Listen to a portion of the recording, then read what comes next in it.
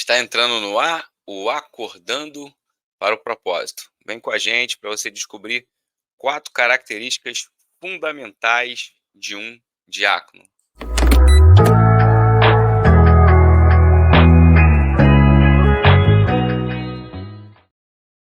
Bom dia, dia bom! Esse é o dia que fez o Senhor. Regozijemo-nos e alegremo-nos nele. Você deitou, dormiu, está acordando para o propósito, porque o Senhor te sustentou. Portanto, seja grato e celebre. O propósito de Deus está de pé.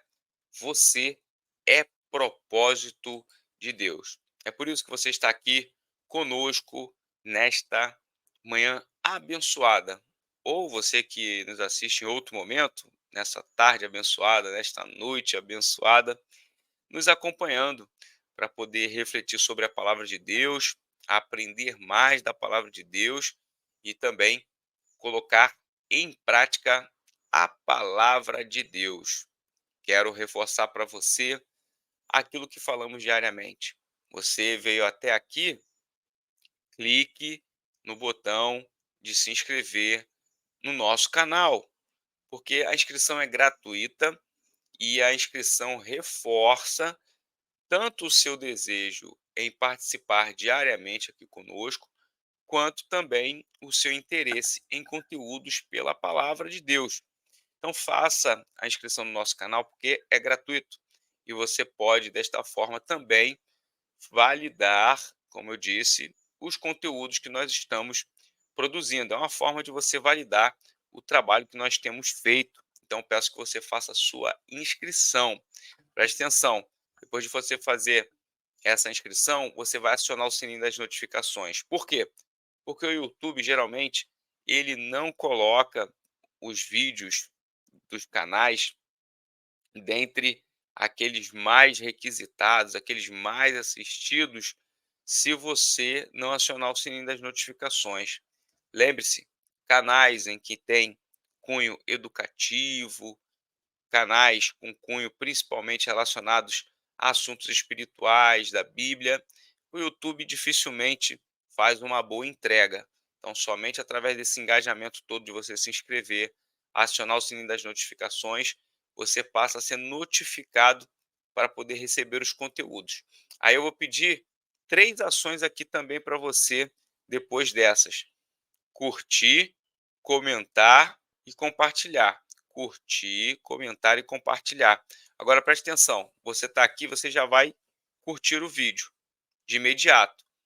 E ao longo da nossa fala aqui, você pode ir deixando seus comentários acerca de cada uma das partes que nós vamos falar aqui.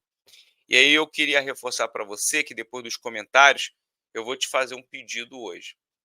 Você copiar esse link e enviar para uma pessoa que você conhece. Faça esse compromisso com você. Olha só, estou pedindo uma pessoa apenas. Todos que aqui estiverem, copie o link e envie para uma pessoa e fala assim: olha, acompanhe esse programa aqui. Veja se você gosta e se você gostar, passe a acompanhar de segunda a sexta, 6 e 7 da manhã. Você vai convidar um amigo para poder estar aqui conosco, acordando para o propósito diariamente.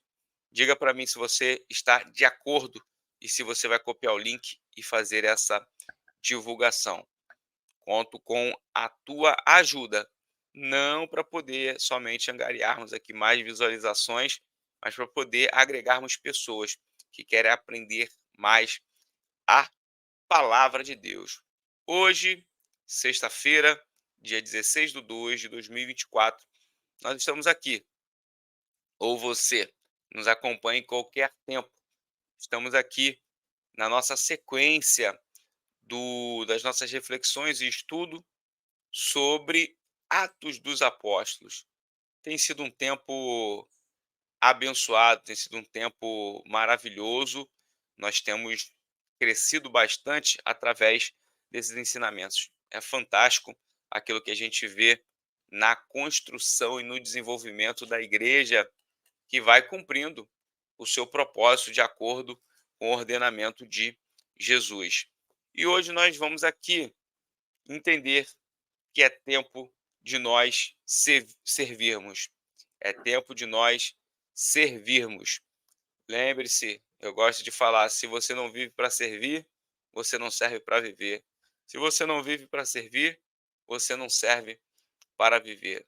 Porque servir é algo inerente à vida do ser humano, muito mais ainda da vida do cristão. Por quê? Tudo aquilo que Deus imputou a nós, como benevolência, como favor que nós não merecíamos, mas recebemos, é algo que serve para nós prestarmos algum auxílio ao próximo. Então imagina, dons, talentos, aptidões, habilidades, vocações, ministérios. Viu tanta coisa que eu falei? Você certamente possui muito do que eu falei aqui. E para que isso serve? Para você cooperar com o próximo, para você prestar um serviço ao próximo, para você servir ao próximo. Esta é a valia de você ter tudo isso: dons, talentos, vocações, ministérios, habilidades. É para isso. Então eu entendo que é tempo de nós servirmos, ainda mais neste tempo onde as pessoas buscam os seus próprios interesses, muitas das vezes pelo mero prazer e satisfação, às vezes sem muita relevância. As pessoas têm buscado coisas egocêntricas. E aí a palavra de Deus ela nos conclama a um tempo de servir. E aí você vai entender, interessante aqui, você pode pegar aí a sua Bíblia e abra no capítulo de número 6 de Atos dos Apóstolos, para nós lermos aqui esses primeiros versículos desse capítulo 6, que você vai ver como o tempo de servir ele chega e o porquê o tempo de servir chega. E aí eu considero que estamos sempre em tempo de servir. E você vai entender aqui por causa de quê? Capítulo de número 6 de Atos dos Apóstolos. Se você está com a tua Bíblia, coloca a figurinha da Bíblia aí nos nossos comentários. Combinado?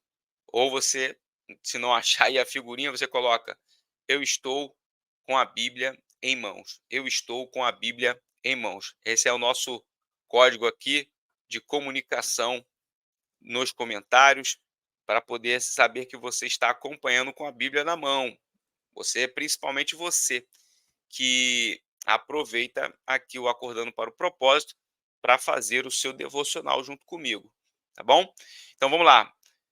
Capítulo de número 6 de Atos dos Apóstolos. Naqueles dias, crescendo o número de discípulos, os judeus de fala grega, entre eles, queixaram-se dos judeus de fala hebraica, porque suas viúvas estavam sendo esquecidas na distribuição diária de alimento. Por isso, os 12 reuniram todos os discípulos e disseram: não é certo negligenciarmos o ministério da palavra de Deus, a fim de servir às mesas. Irmãos, escolham entre vocês 7 homens de bom testemunho, cheios do Espírito Santo e de sabedoria. Passaremos a eles essa tarefa e nos dedicaremos à oração e ao ministério da palavra. Tal proposta agradou a todos. Então, escolheram Estevão, homem cheio de fé e do Espírito Santo, além de Filipe, Prócopo, Nicanor, Timão, Parmenas e Nicolau, um convertido ao judaísmo proveniente de Antioquia. Apresentaram esses homens aos apóstolos, os quais oraram e lhes impuseram as mãos. Assim, a palavra de Deus se espalhava, crescia rapidamente o número de discípulos em Jerusalém. Também um grande número de sacerdotes obedecia à fé. Veja aqui, da onde que surge o tempo de servir? O tempo de servir surge em qualquer período e em qualquer ambiente aonde haja um problema para ser solucionado. Então significa que um problema necessita de uma solução. Havendo a necessidade de uma solução, existe uma oportunidade de servir. Qual era o problema aqui?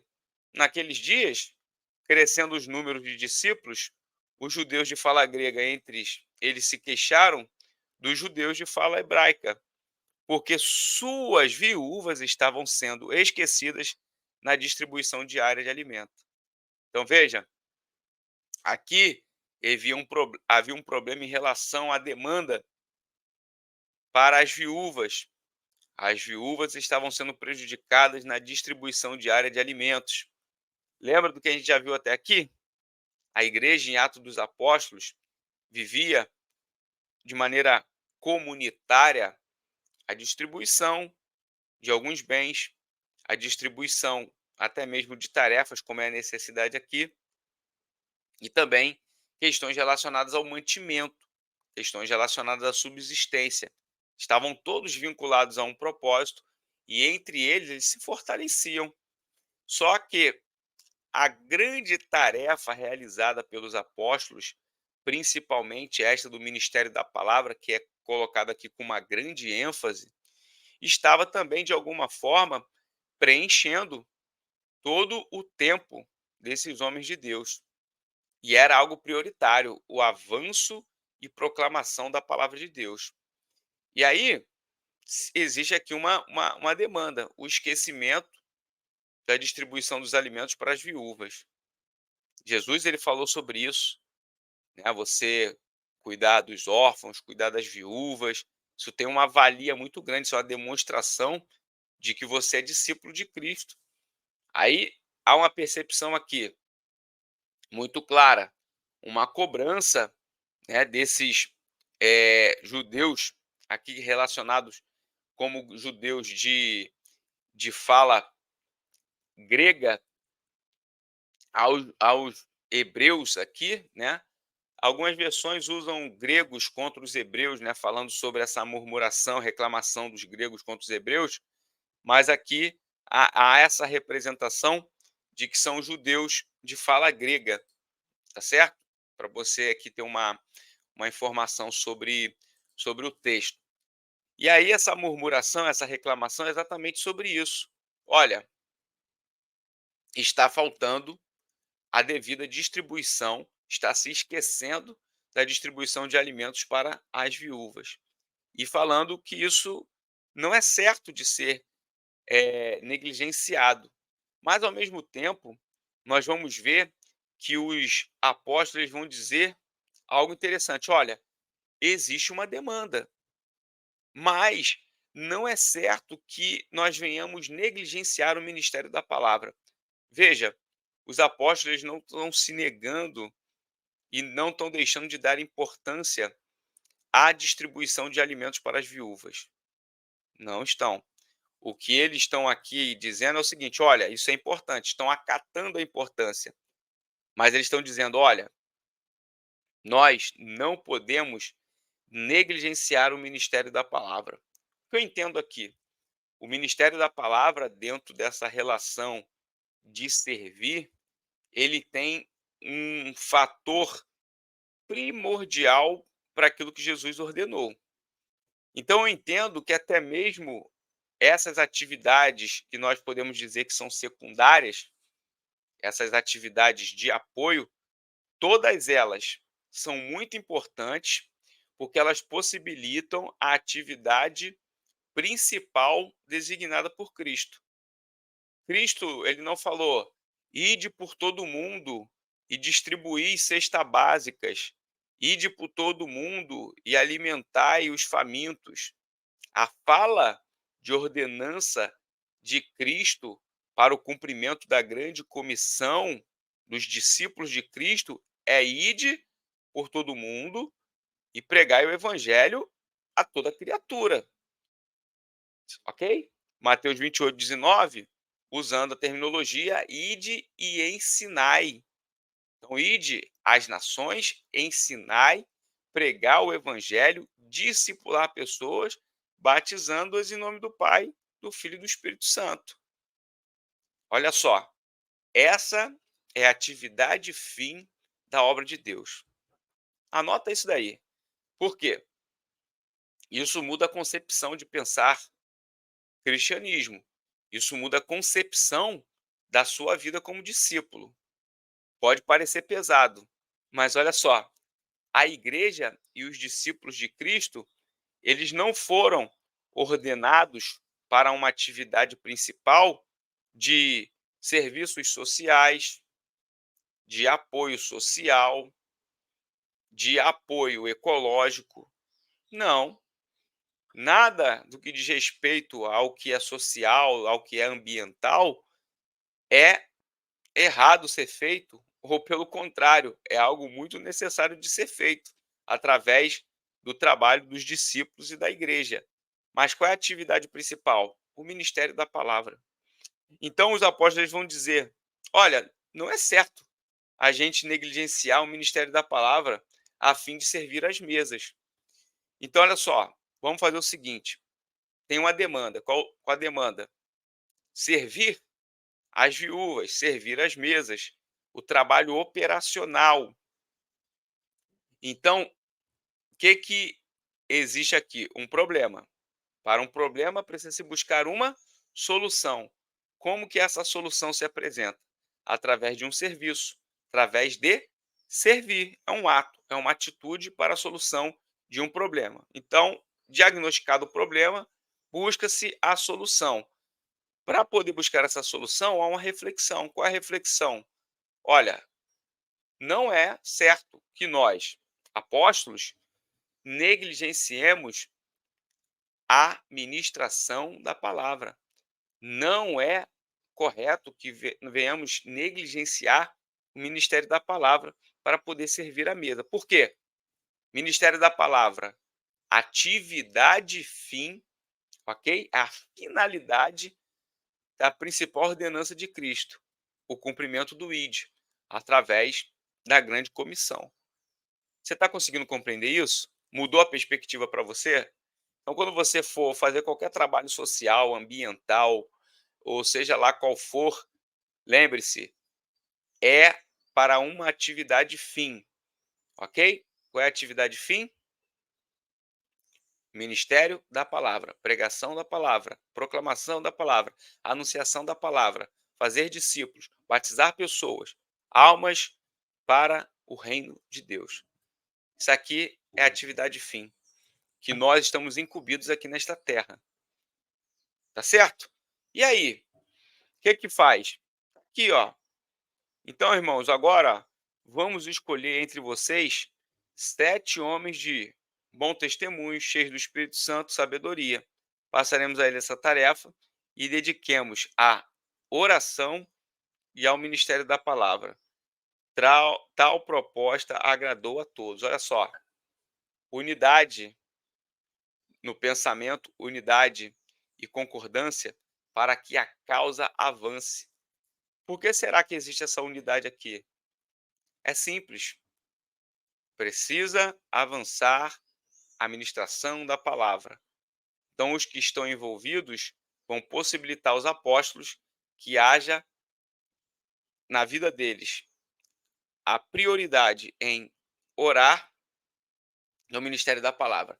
Dediquemo-nos à oração e ao ministério da palavra.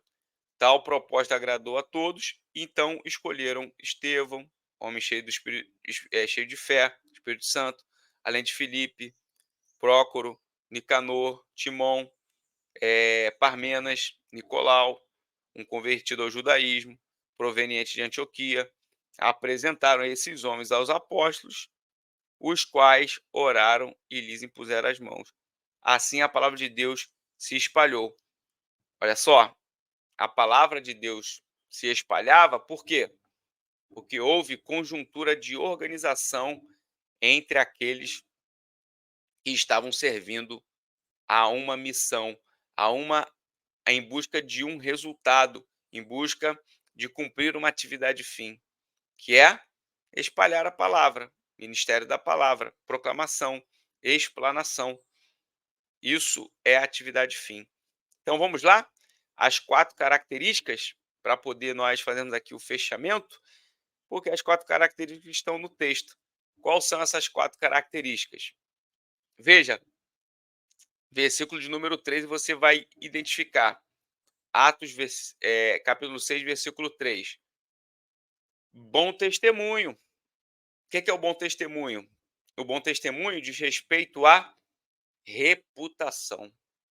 O que as pessoas veem da vida destes homens, que aqui chamamos de diácono.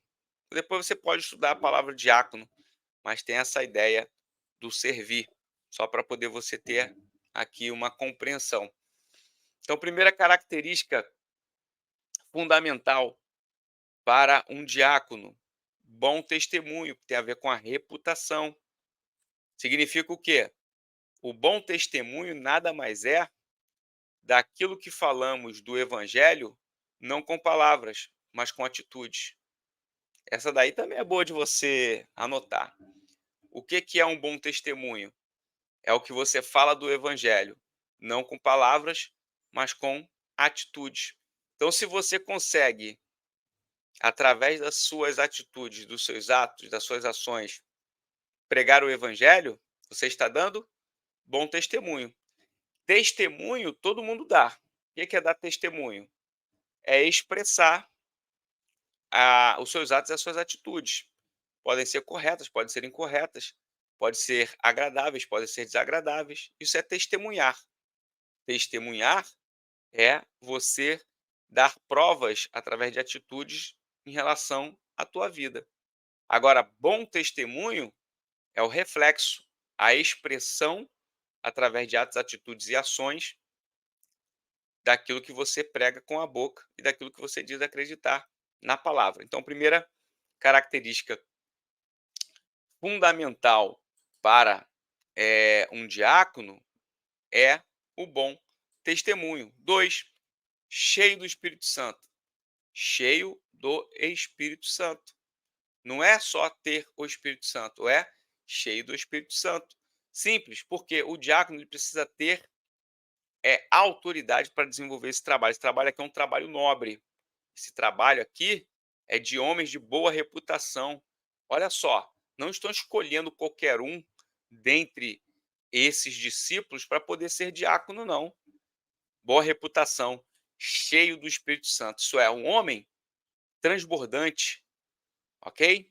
Você, diaconisa, cheia do Espírito Santo, transbordante da presença de Deus. Aí ainda no versículo 3 do capítulo 6, cheio de sabedoria. O que é sabedoria? A sabedoria é a inteligência prática. Você gosta desse conceito da sabedoria? Porque a sabedoria ela advém do Senhor. É a inteligência espiritual. A sabedoria é uma inteligência espiritual, mas ela também é uma inteligência prática. É quando você sai do âmbito teórico e coloca na prática. É a sabedoria. É a sabedoria que lhe dá vivência e experiência. Essa é a sabedoria. Então, se você ler, por exemplo, Provérbios, você vai ter essa noção. Experiências práticas geram experiências aplicáveis ou experiências negativas para não serem aplicadas. Quando você tem esse conhecimento, seja por uma aquisição teórica, seja por uma aquisição empírica, seja por uma aquisição prática diária, você vai fazer uma escolha. Bom resultado, não pratico mais. Bom resultado, pratico. Mau resultado, não pratico mais. Tá certo? Isso é sabedoria, inteligência prática. Mas lá no versículo de número 5, você vai ver que nós temos aqui uma repetição, olha, de que esses homens eles precisam ser cheios o quê? Cheio do Espírito Santo. Mas há aqui uma outra característica, e a quarta característica é cheio de fé. Está aí no versículo número 5. Tal proposta agradou a todos, então escolheram Estevão, homem cheio de fé e do Espírito Santo. Então há um reforço para que esse homem seja cheio do Espírito Santo e cheio de fé. Então essas aí são as 4 características, se você quiser anotar: bom testemunho, cheio do Espírito Santo, cheio de sabedoria, cheio de fé. E o que eu digo aqui para você: não basta ter testemunho, tem que ter bom testemunho. Não basta ter o Espírito Santo, tem que ser cheio do Espírito Santo. Não basta ter sabedoria, tem que ser cheio de sabedoria. Não basta ter fé, tem que ser cheio de fé. Então, essas aí são as 4 características fundamentais de um diácono. Então, você que é um discípulo de Cristo, você pode e deve servir. E você deve ter essas características do diácono, tá certo? Então fica aí essa nossa reflexão hoje aqui. E eu vou estar orando, porque ontem, no Acordando para o Propósito, foi o dia onde as pessoas relacionaram seus pedidos de oração, como nós fazemos toda quinta-feira, e na sexta-feira nós fazemos a oração apresentando estes pedidos. Ainda que não façamos a menção do nome da pessoa, nós fazemos menção aqui da apresentação desses pedidos. Ou você que colocou ao longo da semana, nós estamos sempre bem antenados, né? Você pode ter um pedido de oração na segunda, na terça, na quarta ou na quinta que eu peço para você relacionar e nós fazemos aqui. Eu quero dizer para você, que bom que você chegou até aqui, sexta-feira, continue perseverante naquilo que Deus te designou. Se você está encontrando dificuldade de realizar alguma coisa, a dica é: continue servindo, continue dando bom testemunho, continue buscando o Espírito Santo para você ser cheio do Espírito Santo, continue buscando sabedoria em Deus para você ser cheio de sabedoria e continue crendo para poder você ser cheio de fé, aumentar a tua fé, tá bom? Então, antes de eu me despedir, curve sua cabeça, se você puder. Vamos fazer aqui uma oração. Vou estar orando e vendo aqui alguns pedidos que foram anotados para poder nós intercedermos por essas vidas e também para poder Deus entrar com ações específicas dentro dessas áreas. Amém? Pai, nós queremos orar, Senhor, nesta manhã ou para aquela pessoa que nos acompanha em qualquer momento, que ela possa estar ligada, interligada através desta oração a Ti. Nós ligamos na terra para poder ser ligado no céu, em concordância. Por isso nós queremos pedir, Senhor, pela vida, Senhor, desta pessoa que colocou pedidos relacionados à sua família. Tu é o Deus da família, Tu é o Deus que instituiu a família como uma instituição divina aqui na terra, para poder proclamar o Teu evangelho, para poder fazer avançar a causa do Teu reino. Por isso eu oro pela vida das famílias, Senhor, aqui representadas por esse pedido. Abençoa casamentos, abençoa cada um que necessita de restauração no casamento, que necessita de alinhamento. Nós sabemos que o alinhamento, Senhor, vem quando um casal caminha em concordância com a tua vontade, em concordância com a tua palavra.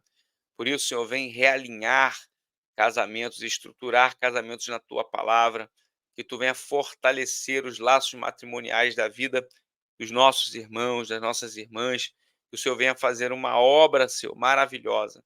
Para tanto, reavive, reaviva a vida espiritual dessas pessoas, reaviva a vida espiritual de cada um que necessita de transbordar, de ser cheio do teu espírito, que possa haver na vida deles uma vida de oração, uma vida de aprendizado da tua palavra, que eles possam ter, através de tudo isso, desta base, a vida familiar, do casamento, da vida espiritual, que eles possam expressar isso através do seu ministério, através daquela área que o Senhor designou para que eles possam te servir, que eles foram designados para te servir.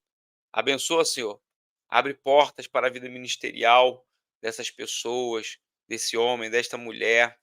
Faça com que toda esta base necessitada da família, do casamento, da vida espiritual, venha refletir no bom serviço, na tua casa e na tua obra.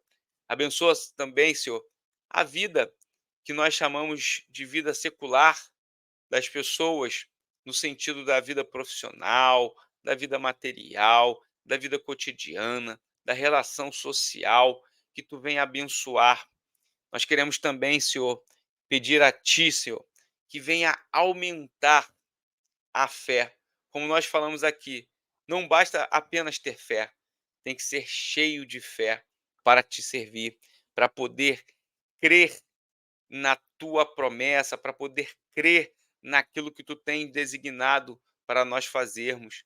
Quantos são os desafios, Senhor, que nós temos, mas nós temos a tua presença e nós cremos que a nossa fé será aumentada, multiplicada, que a nossa fé será transbordante.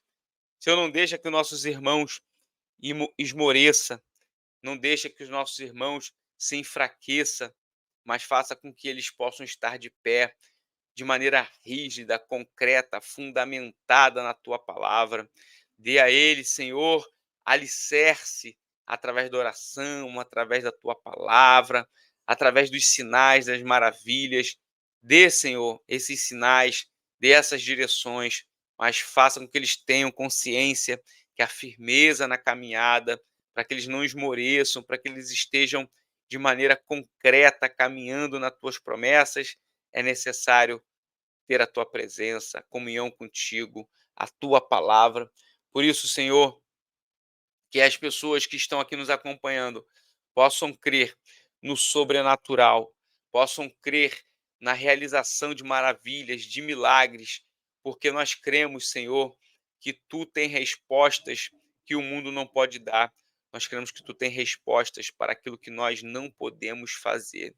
Senhor, nesta manhã, ora a ti, crendo naquilo que nós estamos colocando diante de ti, crendo em cada um dos pedidos que foram colocados aqui, que eles podem ser atendidos por ti. Por isso, em nome de Jesus, eu oro e te agradeço. Amém. Pessoal, muito obrigado pela participação de vocês. Não deixe de se inscrever no canal, de acionar o sininho das notificações, curtir, comentar. E a tarefinha, você veio até aqui na oração, copia o link e compartilha aí com uma pessoa. Hoje a tarefa é essa: compartilhar com uma pessoa de maneira muito específica, tá certo? Eu desejo para você um final de semana rico, abençoado, cheio da presença de Deus. Deus abençoe. Até segunda-feira, 6 e 7 da manhã, permitindo o Senhor. Forte abraço.